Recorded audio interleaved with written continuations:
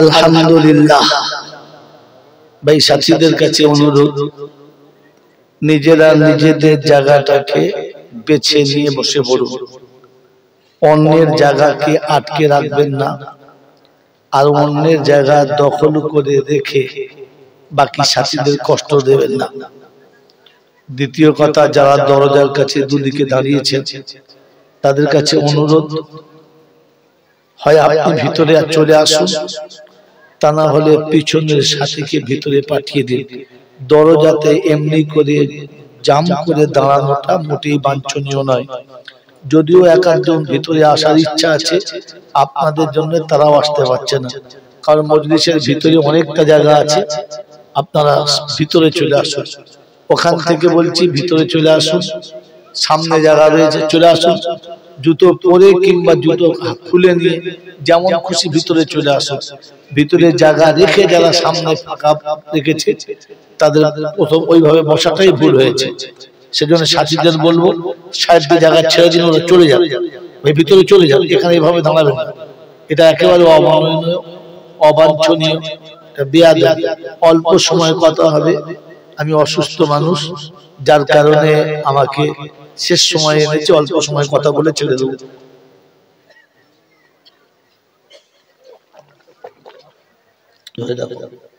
আমি কাছে ধরে রাখো, পড়ে না জন্য। এমনিতে লাইভে অনেক জায়গায় বলে দিয়েছি, আজকেও বলে দিচ্ছি, কারণ রাত বেশি জাগার মতো আমার আর শারীরিক অবস্থা ভালো নয়।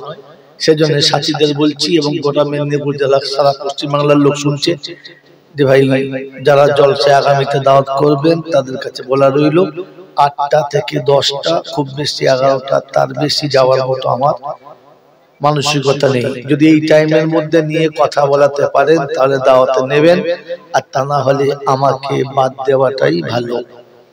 কথা বুঝে এসছে বাবাজি?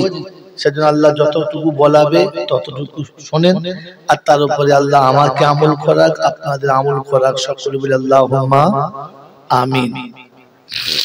আলহামদুলিল্লাহ, আল্লাহ পাকের লাখো শুকরিয়া, তিনি আমাদেরকে এমন এক শীতের রাতে ভালোবাসার মানুষ আর সঞ্চিত সম্পদ সবগুলোকে ছেড়ে রেখে আরামের বিছানা ত্যাগ করে এরকম ফাঁকা মাঠে শয়তানের সাথে দুশমনি করে রহমানের সঙ্গে বন্ধুত্ব করে ফেরেশতাদের সাথে সাথ দিয়ে জান্নাতের বাগানে কিছু সময় অতিবাহিত করার সুযোগ পেলাম, আর সেটাকে সৎ ব্যবহার করতে পারলাম।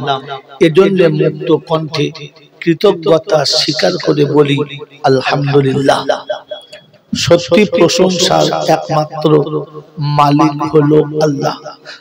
সত্যি প্রশংসার একমাত্র মালিক হলো আল্লাহ। তিনি ছিলেন, তিনি আছেন, তিনি থাকবেন। আমরা যারা এখানে বসেছি, আমরা কেউ ছিলাম না আর কেউ থাকবো না। তার কাছেই যেতে হবে, তার কাছেই যেতে হবে। যাব না বলা যাবে না, সময় মতো সব গুছিয়ে যাব, এ সুযোগ কাউকে দেয় নাই, আর আমাকেও দেবেন না। তার কাছে যাওয়ার পরে লাঠি বল, পাটি বল, দল বল, বিদ্যে বল, বুদ্ধি বল, অর্থ বল, জনবল, মনোবল, বুকের বল আর কোমরের বল। কবর বলছে গোসল করে একবার আমাদের ওখানে শুবি চল, ওখানে শুয়ে বুঝবি সব বেকল। অর্থের গরম, ডিগ্রির গরম, রূপের গরম, যৌবনের গরম, বাপের গরম, বেটার গরম, লাঠির গরম, পাটির গরম, নেতার গরম, নীতির গরম, দিল্লিতে দাদার গরম, কলকাতায় দিদির গরম, বাঁশতলায় গেলে ফুল নরম। ওখানে নরম হলে রেহাই, গরম হলে পেটাই। সিস্টেম দুটো, তৃতীয় কোনো সিস্টেম নাই। এই ক্ষমতার যিনি একাই মালিক, তিনি হলেন আল্লাহ। তিনি হলেন আল্লাহ। তার দরবারে কানা খোঁড়া, সাদা কালো, দেশি বিদেশি, আমাদের ওদের, এ দলের ও দলের, হাফেজ সাহেব, মূল সাহেব, পীর সাহেব, ফকির সাহেব, ডাক্তার, মাস্টার, শিক্ষিত মূর্খ, ধনী গরিব, চাষা ভুষো, কানা কুঁজো, অচল সচল, দুর্বল সবল, মল্লে সব একদল। হানাফি, শাফি, মালিকি, হাম্বলি, কাদরিয়া, চিশতিয়া, মুজাদ্দিদিয়া, নকশবন্দিয়া, দেওবন্দ, ফুরফুরা, তবলিগ, হিজবুল্লাহ, আজানগাছি, হাক্কানি, কাদিয়ানি, তালতলা, নারকলডাঙ্গা, পাথরচাবড়ি, পিয়ারডাঙ্গা, মরে গেলেই কবরডাঙ্গা, আর কোনো ডাঙ্গা নেই। হিন্দু, মুসলমান, জৈন, খ্রিস্টান, বেঈমান কিংবা নাফরমান মরলে তখন সব সমান সমান, তখন একটাই নাম, লাশ। আর ফেরেশতারা বলছে যাচ্ছিস যা, তবে দেখে যাস আগে চলে গেছে আচাচা বাঁশ। যদি থাকে তোর কাছে আমল তাহলে যাস, আর তা নাহলে ওখানে গেলে কিন্তু বাঁশ। এই ক্ষমতার যিনি একাই মালিক তিনি হলেন আল্লাহ। তিনি হলেন, জোরে বলে আল্লাহ, তিনি হলেন আল্লাহ। ঠিক তারপরে শত কোটি দুরূদ ও সালাম বর্ষিত হোক আমার আপনার নবী, দোজাহানের বাদশা, আমিনার দুলাল, তাজদারে মদিনা, সরওয়ারে কায়নাত, ফখরে দোজাহান, ইমামুল আম্বিয়া, খাতিমুন নবিয়্যিন, আশিকুল আরিফিন, শফিয়ে মুজনবিন, আনিসুল গরিবিন, আশিকুল মুরাদিন, রাহমাতাল লিল আলামিন, জনাবে মুহাম্মদ রাসূলুল্লাহ সাল্লাল্লাহু তাআলা আলাইহি ওয়াসাল্লামের উপরে যিনি উম্মতের জন্য চিরকাল কেঁদেছেন, আজও যিনি কাঁদছেন, কিয়ামতে যিনি কাঁদবেন, এইরকম উম্মত প্রেমিক নবী যিনি উম্মতের জন্য পেটে পাথর বেঁধেছেন, দান্দানে মোবারক শহীদ করেছেন, ইসলামের মতো সুশীল ছায়াতে আমাকে আপনাকে জায়গা দিয়ে গেছেন, এইরকম দয়ালু নবী। সেই সাথে আল্লাহর অফুরন্ত রহমত ওয়াজাচিত হয়ে বর্ষিত হোক তার সকল নেক বান্দা ও বান্দীদের উপরে। সকলে বলি আল্লাহুম্মা আমিন।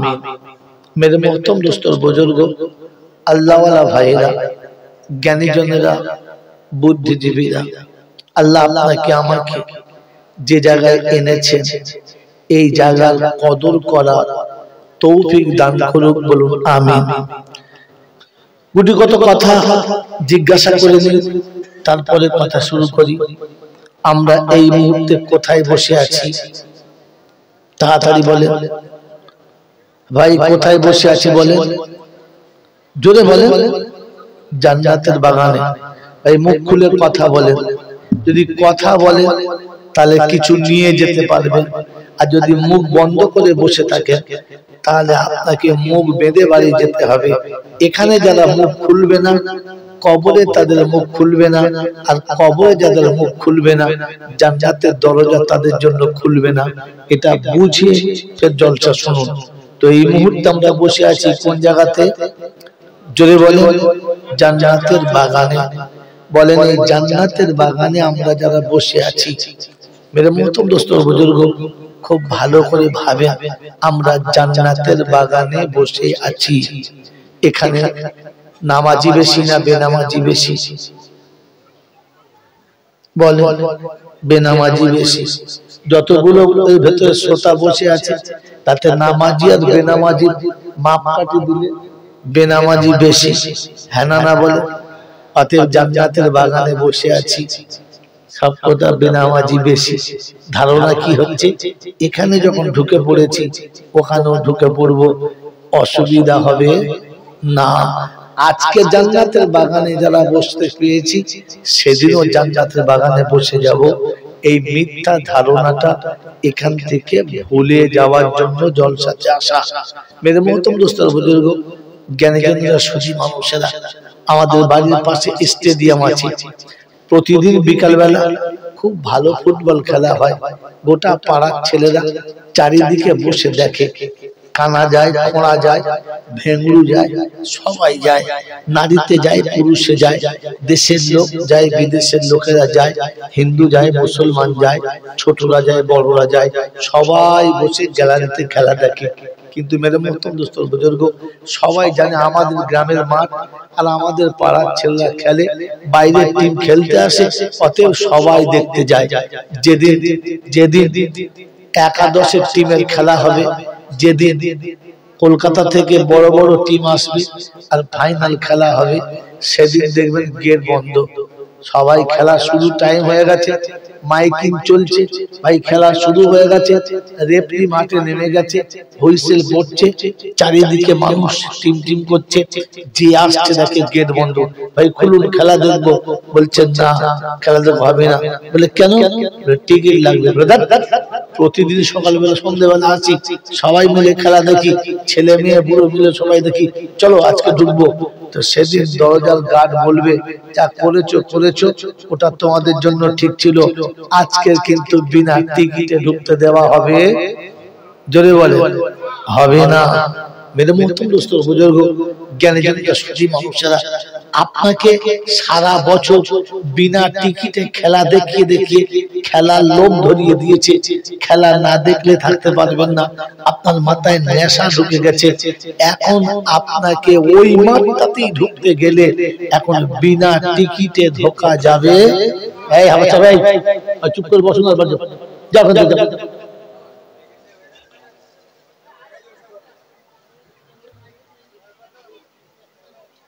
এখনো শেষ হয় কি পাগলা রে? চুপচাপ বস, আন্দাল বাড়ি যা, পা ধরে যাচ্ছে, তো ঝামেলা বেঁধে গেছে, যা যা যা।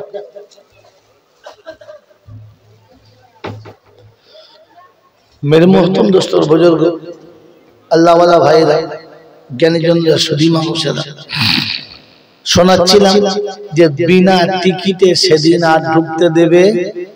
যদি বলেন মেরে মোহতরম দোস্তর বুজুর্গ জ্ঞানীজনরা সুধী মানুষেরা, কার বাড়ির বৌমা, কার বাড়ির ছেলে, কাদের বাড়ির জামাই, কোন সম্পর্কে কার কি হয়, এটা গেটম্যান দেখবে না।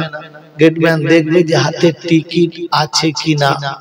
মেরে মোহতরম দোস্তর বুজুর্গ, এই জন্য আজকে জান্নাতের বাগানে নামাজি ঢুকেছি, বেনামাজি ঢুকেছি, সুদখোর ঢুকেছি, মদখোর ঢুকেছি, লটারির টিকিট কাটে সেমালও ঢুকেছি। হ্যাঁ না বলে, মাঝে মাঝে একটু করে দম দেয় ও মালও ঢুকেছে, ঢুকেছে না? সব রকম ঢুকেছে। যে বউ ছেড়ে দিয়েছে সেও ঢুকেছে, যে বিয়ে করে বউ তাড়িয়ে দিয়েছে সে মালও ঢুকেছে, আর যে মোটেই বিয়ে করে নাই প্রতিদিন নতুন নতুন বউ সই সে মালও ঢুকেছে। কারণ আজকে টিকিট লাগবে, যদি লাগবে, এই লোভ ধরিয়ে আপনাকে বোঝানো হয়েছে একদিন অরিজিনাল জান্নাতে প্রবেশ করাবে, সেদিন কিন্তু আপনার টিকিট ছাড়া ঢুকতে দেওয়া হবে না। মেরে মোহতরম দোস্তর বুজুর্গ, ওই জান্নাতের গেট পর্যন্ত আপনি যেতে পাবেন। যেমন স্টেডিয়ামের গেট পর্যন্ত আপনি যেতে পেরেছেন, ভিতরে যেতে পাবেন না, তো আপনি জান্নাতের গেট পর্যন্ত যেতে পাবেন, ভিতরে যাওয়া হবে যদি বলেন না। যত ভালো কাজ করেন, যত ভালো কাজ করেন, যত দামি কাজ করেন, যত নেক কাজ করেন, আর যা কিছু করেন করেন, কিন্তু আপনাকে ভিতরে যাওয়া হবে না। ধরে নিন একটা গল্প আর এক মিনিট শুনে নেন, তারপর কোরআন হাদিস শোনাবো। মেরে মোহতরম দোস্তর বুজুর্গ, এখন বেগুনিয়ার এই মাঠ গ্রামের দুটো ছেলে কি তিনটে ছেলে একদিন মনে মনে করছে মাধ্যমিক পরীক্ষা দিয়ে ছুটি হচ্ছে, চল কলকাতা ঘুরে আসি। খালি শুনি কলকাতা কলকাতা, চল ঘুরে আসি। দুজন কলকাতায় গেছে, কলকাতা তিনজন একসঙ্গে কলকাতায় গেছে। কলকাতায় গিয়ে এখান থেকে বাসে চেপে সোজা দক্ষিণেশ্বরে নেমেছে। দক্ষিণেশ্বর মন্দির থেকে শুরু করে একেবারে আলিয়া বিশ্ববিদ্যালয় আর এয়ারপোর্ট আর যত রকমের কলকাতায় চিড়িয়াখানা, সোসাইটি, যা কিছু দেখাচ্ছিল সারা দিন দেখেছে। দেখতে দেখতে দেখতে দেখতে সন্ধ্যে 6:30 হয়ে গেছে। এবারে বাড়ি ফিরবে, এরকম একটা সময় তুমুল ঝড়, যেমনি ঝড় তেমনি বৃষ্টি। বৃষ্টিতে ঝড়েতে দাঁড়াবার জায়গা পায় নাই, এক জায়গায় দাঁড়িয়েছে, মাথাটা হয়তো কোন রকম শুকনো আছে, গোটা বডিটা ঝড়ে ভিজে গেছে। বৃষ্টি যখন শেষ, তখন রাত্রি প্রায় 8টা 8:30 বেজে গেছে। পকেটের পয়সাও ফুরিয়ে গেছে, বাড়ি আসার গাড়িও শেষ হয়ে গেছে। এখন ভিজে গেছে, আর এই শীতের সময় থরথর করে কাঁপছে, আর চিন্তা করছে আজ রাতে আর যাওয়া যাবে না, চল কোথাও গিয়ে একটু দাঁড়াই, একটু আরাম করি, তারপর সকালে যা হবে তাই হবে। এবার যেখানে যায় দেখে গেট বন্ধ। এটা তো আছে বেগুনিয়া নয়, এটা তো আর বেগুনিয়া নয় যে পাড়া গ্রাম, গেলেই কেউ না কেউ থাকবে, ডাকবে, ডাকে তো সাড়া দেয় না, আর যায় তো দরজা বন্ধ, কেউ কোনো জায়গা দিচ্ছে না, আর যেখানে যায় লোকে তাড়িয়ে দেয়। তখন চিন্তা করছে দাঁড়া, এই ছোটখাটো বাড়িতে গেলে হবে না, চল তাহলে বড়দের বাড়ি যাই। দেখ কলকাতার ভিতরে একেবারে ধর্মতলার পাশে যে নিউ বিল্ডিং হয়েছে 120 তলা, 120 তলার বিল্ডিং এর কাছে চলে গেছে। চিন্তা করতে অনেক বড় ঘর, তো নিশ্চয়ই একটা ঘর ফাঁকা থাকবে। গিয়ে গেটে যেমনি আওয়াজ দিয়েছে, একজন মানুষ একেবারে বয়স্ক থরথর করে কাঁপছে, বেশ লাঠি হাত করেছে, বলছে কে? বলছে চাচা। এই তো চিন্তা করছে শালা আমার জীবনে মায়ের কাছে ভাই নেই, ভাইপো করতে গেল, চাচা হয়ে গেল কি করে? চাচা বলে কে? কোথায় বাড়ি? বলে চাচা বুঝতে পারছো না, আমাদের বেগুনিয়ায় বাড়ি, আর লোকটা ডেবরায় বাড়ি। চিন্তা করছে তুই কার ছেলে রে? বলছে অমুকের ছেলে। এখানে কি করতে এসছিস? বলছে চাচা কলকাতা দেখতে এসেছিলাম তো ফেঁসে গেছি, পুরো ভিজে গেছি, আজ রাতটা তোমার কাছে একটু থাকতে দাও, সকালবেলা চলে যাব, তুমি তো আমাদের দেশের লোক। তো বলছে যে বাবা এখানে থাকা হবে না। বলছি তোমার মন এত ছোট কেন?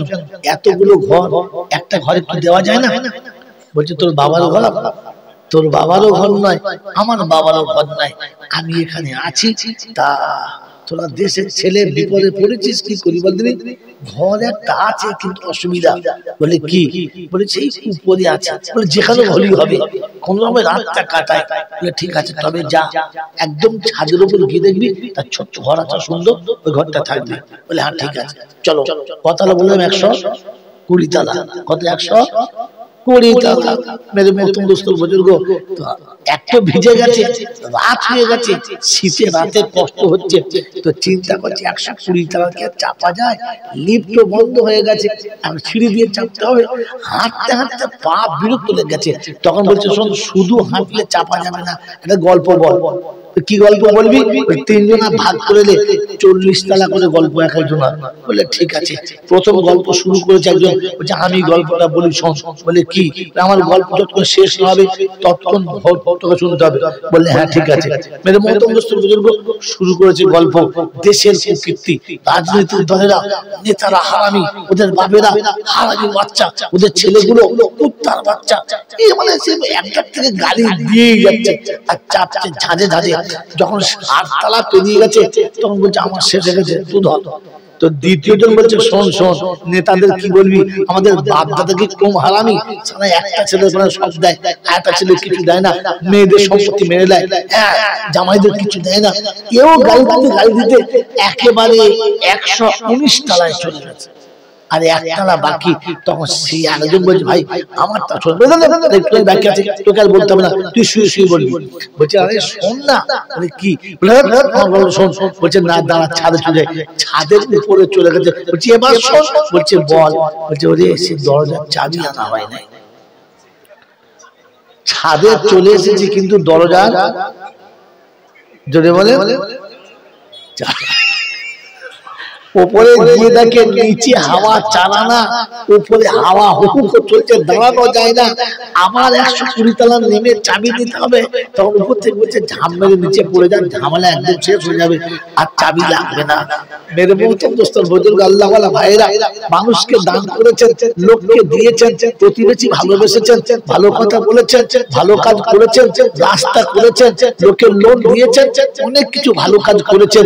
এই সব সিঁড়ি বেয়ে একেবারে জান্নাতের গেট পর্যন্ত যেতে পাবেন। আর ওখানে গেলে মনে হবে চাবি বাদ পড়ে গেছে, কারণ as-সালাতু মিফতাহুল জান্নাহ, নামাজ ছাড়া জান্নাতের চাবি খুলবে যদি বলেন। অতএব বেনামাজি কখনো জান্নাতে যেতে পাবে। কিন্তু আজকে তো ঢুকে পড়েছে কি জি, এজন্য মনে রেখে দিই, আমি যত ভালো কাজ করি, আমি যত ভালো কাজ থেকে বুঝতে হবে না, ও মাইক করে ঠিক করে এখানে বলে, আমি যত ভালো কাজ করি আমি জান্নাতের গেট পর্যন্ত যেতে পারি, জান্নাতের ভিতরে যাওয়া হবে যদি বলেন হবে হবে না। এজন্য নিয়ত করে নেই, জান্নাতের ভিতরে যেতে গেলে আমাকে যদি বলেন আমাকে নামাজ নিয়ে যেতে হবে, বেনামাজি জান্নাতে যেতে পাবে না। এজন্য প্রথমে নিয়ত করি আমরা সকলে নামাজি হব ইনশাআল্লাহ। জোরে বলেন ইনশাআল্লাহ। আল্লাহ আপনাকে আমাকে, আল্লাহ আপনাকে আমাকে ভাবার আর বোঝার তৌফিক দান করুন, বলুন আমিন। বাবাজিরা, আল্লাহ আপনাদেরকে মাল দিয়েছে, এই মাল কটা যদি হালাল হয় তাহলে হিসাবের কোনো গল্প নাই, আর হালাল যদি না হয় তাহলে বিচার ডবল হবে, সিঙ্গেল না। আপনারা সরকারি একটা বিচার শুনেছেন, আমি শোনাচ্ছি ডবল হবে। একটা হবে মাল যে রাস্তায় কামিয়েছো কামানোটা বৈধ ছিল কিনা, আর দ্বিতীয় হচ্ছে মাল যে রাস্তায় খরচা করেছো সেইটাও ভালো রাস্তায় ছিল কিনা। কথা বুঝে আসছে বাবাজি? শুধু খালি মাল কামালে হবে না, দিলে হবে না, নেওয়াটাও সহি হতে হবে আর দেওয়াটাও সহি হতে হবে। আমার বন্ধুরা, আমার আল্লাহওয়ালা ভাইরা, জ্ঞানীজনরা, সুধী মানুষেরা, তো আপনারা চাষের দেশের মানুষ, বলুন তো আখের সব থেকে বড় দুশ্মন কে? জানেন না? আখের সব থেকে বড় দুশ্মন কে? জোরে বলে, বলতে পারলে? পূজা বলেছে ঠিক না। আখের সব থেকে বড় দুশ্মন হচ্ছে শিয়াল। আখ বাগানে সবাই বাস করতে পারে, শিয়ালকে বাস করতে দেওয়া যাবে? কারণ ও যখন একবার চিবিয়ে দেখবে যে হ্যাঁ মিষ্টি হয়েছে, তখন প্রতিদিন সকালবেলা যাবে না, দেখবেন ঝাড় কি ঝাড় শেষ চিবিয়ে রেখে দিয়েছে। কি বুঝলেন? এখন বেচারি নামাজি মুসল্লি মানুষ, আল্লাহওয়ালা মানুষ, আখের বাগান 5 বিঘে চাষ করেছে, দারুণ আখ হয়েছে, কিন্তু রোজানা ফজরের নামাজ পড়ে তাসবিহ হাতে করে গিয়ে দেখে একবার ঝাড় কি ঝাড় আখ শেষ, শিয়ালে চিবুচ্ছে। আবার আলেম ওলামারা বায়ান করেছে কোন মাখলুককে কষ্ট দেওয়া যাবে না, আল্লাহর মাখলুককে কষ্ট দিলে আল্লাহ নারাজ হবে, আল্লাহ নারাজ হলে মালে বেবরকত হবে আর খোদার গজব নামবে। তো চিন্তা করছে করি কি, মারাও যাবে না, মারাও যাবে না, আর সহ্য করাও যাবে না। তো চিন্তা করছে একটা কাজ করি, মসজিদে কিছু দিই, আল্লাহ তাআলা ক্ষমা করে দেবে। হঠাৎ করে বেগুনিয়া মসজিদে 4 বোঝা আখ নামিয়েছে। কি খবর? বললে হুজুর আমি চাষ করেছি, ভালো হয়েছে, মুসল্লিদের দিলাম, মুসল্লিরা খেয়ে দোয়া করবে আল্লাহ যেন আমার গজবটা দূর করে দেয়। বলে ঠিক আছে, যেমনি দিয়েছে বুঝলেন, একেবারে মুসল্লিরা সকালে উঠে দেখেছে বাহ, পেট পরিষ্কার করার ভালো মাল, একেবারে যে যা পেরেছে চিবিয়ে শেষ করে দিয়েছে, সব খেয়ে চলে গেছে। পরের দিন ফজরের নামাজ পড়ে গিয়ে দেখে অন্যদিনে 1 ঝাড় খেত, আজকে 3-4 ঝাড় একসাথে খেয়ে দিয়েছে। চিন্তা করছে যা সালা মুসলিমদের খাইয়ে বেকার হয়ে গেল, সর্বনাশ করছে। মাথায় হাত দিয়ে চিন্তা করছে আল্লাহ আমি তোর ঘরে দিয়ে কি ভুল করলো, অন্যদিন যা খেত আজ আবার ডবল খেয়েছে। শিয়াল চিন্তা করছে, মা ঝাড় খা করছে, বেশি খেয়ে দিয়েছে। তারপর দিন চিন্তা করছে সব মুসলিমরা হবে না, হারাম করে দল, সব সুদ টুদ খায়, এইসব বেনামাজির দল হবে না। একটা কাজ কর, মাদ্রাসায় দে, মাদ্রাসায় দে, মাদ্রাসায় তালিবে ইলমরা আছে, কোরআন শরীফ পড়ে, হাফেজ সাহেবরা আছে, ওরা খেলে আল্লাহ বরকত দেবে। ঠিক আছে, তো মাদ্রাসা অল্প দিলে হবে না, 100 ছেলে আছে, 1 পিস করে দিলে 100 পিস, হ্যাঁ না? আচ্ছা তালিবে ইলমদের খাওয়ার স্টাইল আলাদা, খেতে খেতে চাচ্ছে, কি বুঝলেন? একবার 200-250 পিস এক গাড়ি আখ এনে দিয়েছে। তো এত আখ, বলে হুজুর চাষ করেছিল, বাচ্চাদের দিলে একটু দোয়া করবেন আল্লাহ যেন গজব তুলে নেয়। বলে ঠিক আছে। বাস ছেলেদের দিয়েছে, তালিবে ইলমরা 10টার সময় ছুটি, সে যা জীবন চিবিয়েছে একেবারে, মানে চিবিয়ে শেষ, 1 গাড়ি আখ 1 বেলা শেষ করে দিয়েছে। পরের দিনে সকালবেলা ও বেচারা নামাজ পড়ে গিয়ে দেখে অর্ধেক বাগান শেষ করে দিয়েছে। চিন্তা করছে, মাথায় হাত দিয়ে কাঁদছে, চিন্তা করছে আল্লাহ আমি কি অপরাধ করলো, মসজিদে দিলাম 4 আনা খেলো, মাদ্রাসায় দিলাম 12 আনা খেলো, আমার আর কি থাকবে, লসই লস। আল্লাহ কি সর্বনাশ হয়ে গেছে, আমার কি হয়ে গেছে। খুব মাথায় হাত দিয়ে খুব চিন্তা করছে, খুব পেরেশান আছে, আল্লাহ কি ওষুধ ব্যবহার করা যায়, কি করলে তুমি রাজি হবে। দেখে যে তখন হাই রোডের পাশে একটা বড় মাজার, অনেকগুলো লোক ওখানে বসে আছে, কিছু মেয়ে গিয়ে কবরে সেজদা করছে, আর মোটা মোটা মোরগ আর খাসি পড়ছে, আর তেরেসমাতি কারবার চলছে, উলঙ্গ মেলা চলছে, যে জায়গায় পাচ্ছে ধাক্কা মারছে, যে জায়গায় গান পড়ে যাচ্ছে তা পুষিয়ে লিখছে, চলে যাচ্ছে। তো চিন্তা করছে সবাইকে যখন দিল, দে মাজারে দিয়ে দে, 2 বোঝা আখ মাজারে দিয়েছে।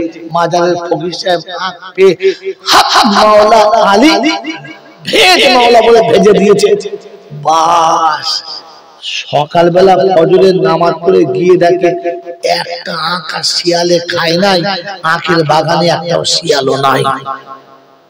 এ নামাজি লোক এখন চিন্তা করছে করি কি, মসজিদে দিলাম খেলো, মাদ্রাসায় দিলাম সব খেলো, মাজারে দিয়ে তো লাভ হলো, হ্যাঁ না না কি জি, একটা আখও খায় নাই আর আখের বাগানে একটাও শিয়াল নাই, ওই পাশে পাশে ঘুরছে চারদিকে কিন্তু বাগানে একটাও নাই। ও তখন মাথায় হাত দিয়ে চিন্তা করছে আল্লাহ ঈমান এবার যায় যায়, মসজিদের উপর থেকে ঈমান উঠে যাবে, মাদ্রাসার উপর উঠে যাবে, তা কি করে হবে আল্লাহ, এরকম কেন হলো বুঝতেই পারছি না, এই কি করে হলো, সর্বনাশ কি করে হলো, দিয়েছিলাম মনের দুঃখে কিন্তু এখন এটাই তো কাজ হয়ে গেছে। মেরে মতো দোস্ত বুজুর্গ চুপচাপ বসে আছে, তা করতে দেখে যে আমার বেগুনিয়া মাদ্রাসার মুফতি সাহেব যাচ্ছে, চাচা এখানে বসে কেন, কি ভাবছেন, খুব চিন্তিত, বলছে হুজুর মনে হচ্ছে ঈমান যায় আর মনে হচ্ছে জানো যায়, বলছে কেন, বলছে হুজুর আমার দুঃখের কথা এইরকম এরকম আজ শেষ হচ্ছিল, আমি মনের দুঃখে মসজিদে দিলাম 4 বজা, তো সেদিন দিয়েছি রাতে, সকালবেলা দেখি তার থেকে বেশি খেয়েছে, তারপর আপনাদের মাদ্রাসায় দিলাম 1.5 গাড়ি, শেষ হলো, এসে দেখি অর্ধেক শেষ, মনের দুঃখে কালকে 2 বজা আখ মাজারে দিয়েছি, এখন শিয়ালও খায় না আর একটাও আখ নষ্ট হয় না। তো বলছে হুজুর তো ঠিকই হয়েছে, অসুবিধা কিচ্ছু না, এটাই তো সত্যি কথা। বলছে হুজুর তাহলে কি মাজারে সেজদা করব, মসজিদে নামাজ পড়া ভুলে যাব, মাদ্রাসা যাওয়া ভুলে যাব, আল্লাহর উপর বিশ্বাস ছেড়ে দেব, মাজারে বিশ্বাস করব? তো বলছে হুজুর আপনার বোঝার ভুল হয়েছে।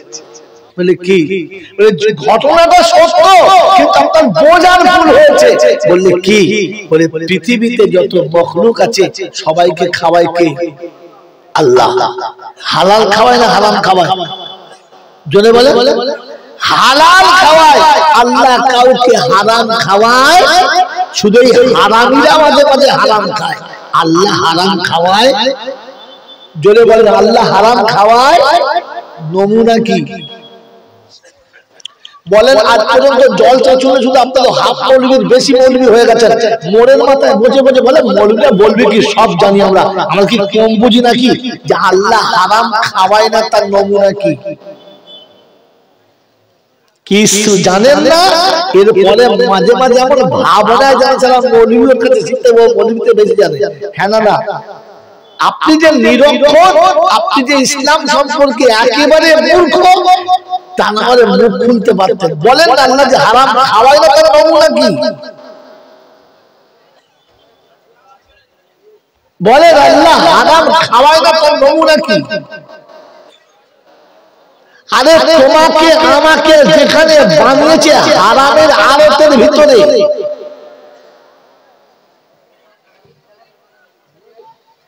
মায়ের পেটে যেখানে তুমি আর আমি তৈরি হয়েছি, সেখানে আপনাকে আমাকে হারাম থেকে বানিয়েছে, হারাম দিয়ে বাঁচিয়েছে, কিন্তু এই মুখটাতে হারাম ব্যবহার করে। বলেন মুখ মায়ের পেটে তৈরি হয়েছে না বাইরে, যদি বলে বাইরে ভিতরে, ভিতরে এই মুখটা বানিয়েছে খাওয়ার জন্য। মায়ের পেটে বাচ্চা ছিল, ওখানে বাচ্চাকে আল্লাহ খাইয়ে বড় করেছিল না খাইয়ে, খাইয়ে, কিন্তু মুখ ব্যবহার করে না, কারণ এই মুখটা বানিয়েছে আল্লাহ, নিজে খাওয়াবেন হালাল খাবার, এখানে হারাম পাস করাবেন, যদি বলে পাস করাবেন না। তাই মায়ের দেহের অবাঞ্ছিত খুনটা বাচ্চাকে বাইপাসে খাইয়েছে, মেন রাস্তায় প্রবেশ করালেন না। তিনি প্রমাণ করছেন হারামের থলিতে তৈরি করেছি, কিন্তু মুখে হারাম আমি খেতে দিই, যদি বলে দিই না, অতএব আল্লাহ হারাম খাওয়ান না, এটা তার নমুনা। পৃথিবীর প্রতিটি প্রাণীকে আল্লাহ হালাল খাওয়ান, হারাম খাওয়ান, জোরে বলেন তো আল্লাহ পাক এই জমিনের আটগুলোকে ওই শিয়ালদের জন্য যতটুকু হালাল রেখেছিল খাচ্ছিল, আপনি মসজিদে দিয়েছেন, মালের যেটুকু খারাপই ছিল চলে গেছে, শিয়ালে বেশি খেয়েছে। যেদিন আপনি মাদ্রাসায় দিয়েছেন সেদিন আপনার মাল পরিষ্কার হয়ে গেছে, পাক সাফ হয়ে গেছে, তো শিয়ালে হালাল মাল থেকে দুটো বেশি খেয়েছে। আর যখন আপনি আখের বোঝাটা দিয়ে মাজারে দিয়েছেন তখন গোটা বাগানটা হারামির হার হয়ে গেছে। তাই শিয়ালে বুঝেছে এই হারামে আর মুখ দেওয়া যাবে না, আখ খাওয়া তো দূরের কথা, এই হারামের বাগানে পর্যন্ত আসে নাই।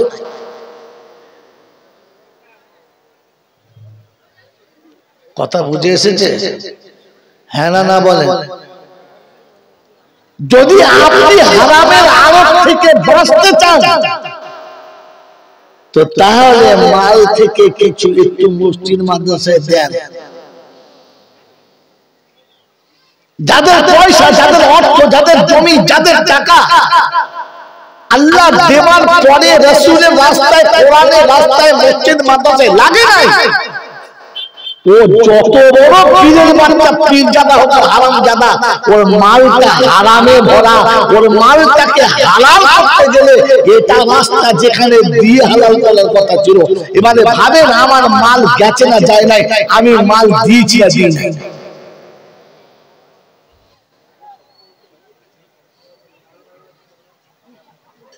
मेरे मोहतरम दोस्तों बुजुर्गों, मेरे मोहतरम दोस्तों बुजुर्गों, अल्लाह वाला भाईरा, ज्ञानी जनरा, बुद्धिजीवी, এজন্য আপনাকে আমাকে কোরআন ও হাদিসের মাহফিলে এসে নিজেকে পরিষ্কার করার জন্য তৈরি হতে হবে। হবে ইনশাআল্লাহ? জোরে বলেন হবে ইনশাআল্লাহ? তো বলেন এই জলসা মিলাদ ওয়াজ নসিহত যা চলছে আল্লাহ সবার জন্য বলেছে না ঈমানদারদের জন্য বলেছে? জোরে বলেন। সবার জন্য বলেছে। সবার জন্য বলেছে না ঈমানদারদের জন্য? না, শুধু ঈমানদারদের জন্য। মাথায় টুপি দাও, বড় জামা পরো, পেশাব করে পানি নাও, ফজরে উঠে গোসল করো, আজান হলে মসজিদে যাও, এই আল্লাহ সবাইকে বলে নাই। কাদের বলেছে? ঈমানদারদের বলেছে। আল্লাহ পাক ইয়া আইয়ুহাল্লাযীনা আমানু ইযা নুদিয়া লিস-সালামি ইয়াউমিল জুমআ ফাসআউ ইলা যিকরিল্লাহি ওয়া যারুল বাই'a ذلكم خير لكم إن كنتم تعلمون।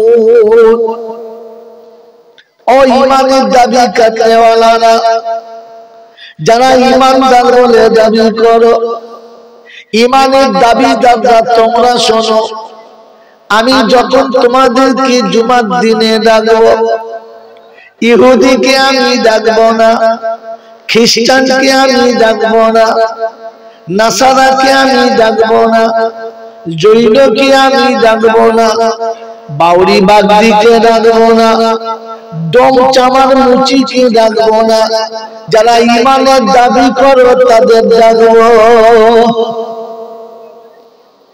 যখনই আমি তোমাদের ডাকবো সঙ্গে সঙ্গে চলে আসবে, কাল বিলম্ব করবে না।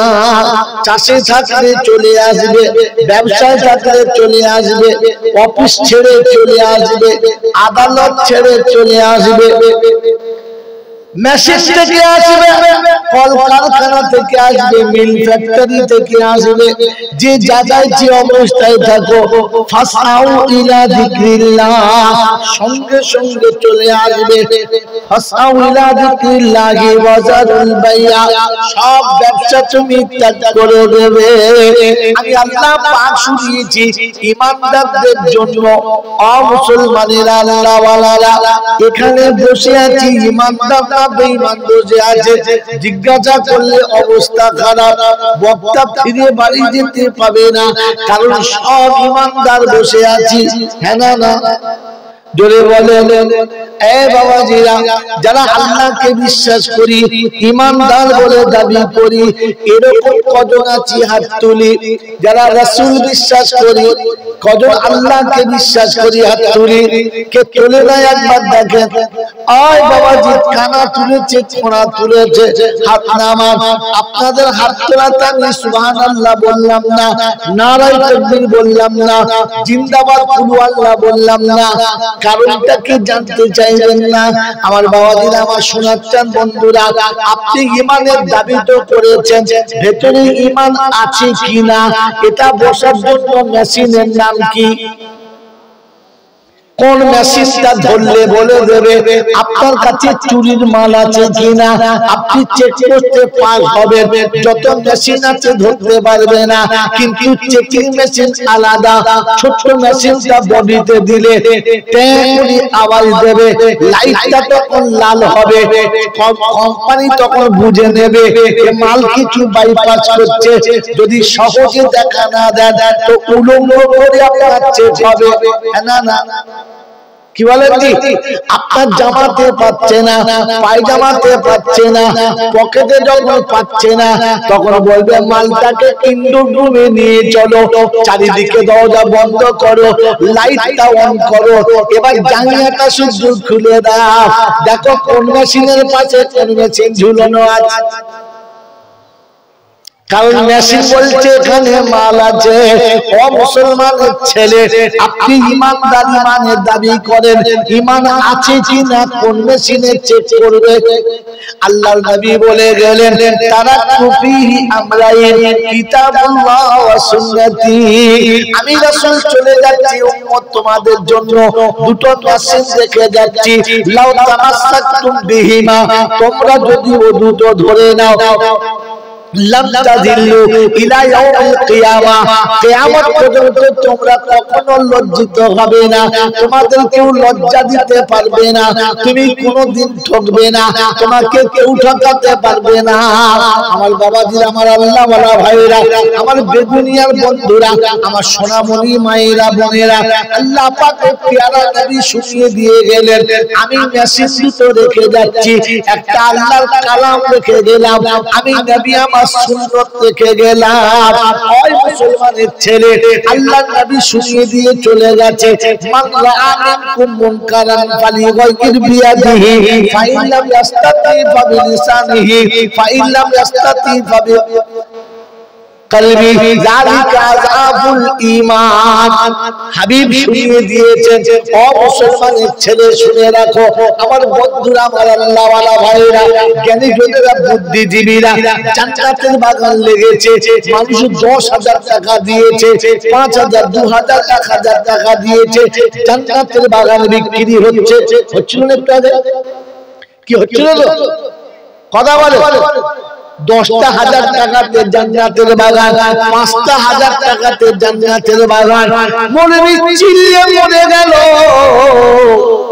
আপনার আমার ইচ্ছা ছিল, চুপ করে বসেছিল, যত বলবি বল, আমি কিন্তু বলবো না। হ্যাঁ না বল, কি বলেন জি? দুজন হয়তো বলেছে, চারজনা বলেছে, বাকি চুপ করে বসে আছে। আমার বন্ধুরা, আমার আল্লাহ ওয়ালা ভাইরা, জ্ঞানী জনেরা, সুধী মানুষেরা, আমার সোনামণি মায়েরা, বোনেরা, ঠান্ডা মাথায় বসে বসে ভাবেন, যখন জান্নাতের বাগান উঠে গেল, শেষ হয়ে গেল, যারা কিনেছে তাদের নামটা ঘোষণা হলো, হাজার হাজার লোকের সামনে তাদের জন্য দোয়া হলো, তাদের মা বাপের জন্য দোয়া হলো। আমার মুসলমান ভাইরা, জ্ঞানী জনেরা, সুধী মানুষেরা, যার ক্ষমতা ছিল টাকা দিয়ে দিল, যার ক্ষমতা ছিল না দেব বলে ওয়াদা করলো, লিখিয়ে দিল। হ্যাঁ না না জোরে বলেন। আমার বন্ধুরে, যারা লেখাতে পারলাম না, যারা বলতেও পারলাম না, দিতেও পারলাম না, নামটাও লেখালাম না, এরকম মানুষ এখানে কজন আছো বলো, যাদের মনে মনে এইরকম কষ্ট হচ্ছে, আল্লাহ তোমার জান্নাতের বাগান বিক্রি হচ্ছিল, তোমার জান্নাতের বাগান বিক্রি হচ্ছিল, আমি হতভাগা বসেছিলাম, কানে শুনছিলাম, কিনতে পারলাম না, বদনসিব ছেলেদের মায়াতে, বাচ্চা পাগলের মায়াতে নিজের মনকে খুশি করেছি, কোরআনের কথা মানি নাই। আল্লাহ আমি সবথেকে বড় পাপী গুনাহগার। এরকম লজ্জা কজন পেয়েছো হাত তোলো।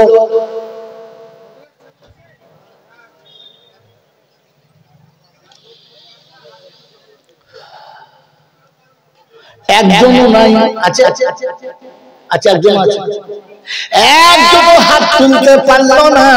এবার আমি আপনাকে বলে দিচ্ছি, তুমি হাজী সাহেবের বাচ্চা হও, তুমি ডবল হাজী হও আর মূল সাহেব হও, তুমি ফকির সাহেব হও আর পীর সাহেব হও, এইরকম জান্নাতের ওয়াদা চলছে, আপনি যখন হাত তুলতে পারলেন না, এরপরে লজ্জাও যখন হলো না, কষ্ট যখন পেলেন না, আপনি যে হন না যাই হন, হয়তো বেঈমান হয়ে কবরে যাবেন, ঈমান নিয়ে কবরে যাওয়া হবে না। কারণ লজ্জা যাদের লাগে না, রাসূল বলেন তাদের কাছে ঈমান আছে, এটাও বিশ্বাস করা গেল না। তাই আল্লাহ নবী বলেছেন, কোন অন্যায় যদি সামনে চলে আসে সঙ্গে সঙ্গে প্রতিবাদ করো, যদি প্রতিবাদ করতে না পারো কমপক্ষে জবানে তাকে বোঝানোর চেষ্টা করো, যদি বুঝালেও বোঝে না, বোঝানোর কথা নেবে না, তাহলে মনে মনে আফসোস করো, জিনিসটা ভালো হচ্ছে না, আমাকে এই জায়গায় থাকা চলে না। এতটুকু ঘৃণা যদি মনে না থাকে তাহলে বুঝে দিও ঈমান মরে গেছে।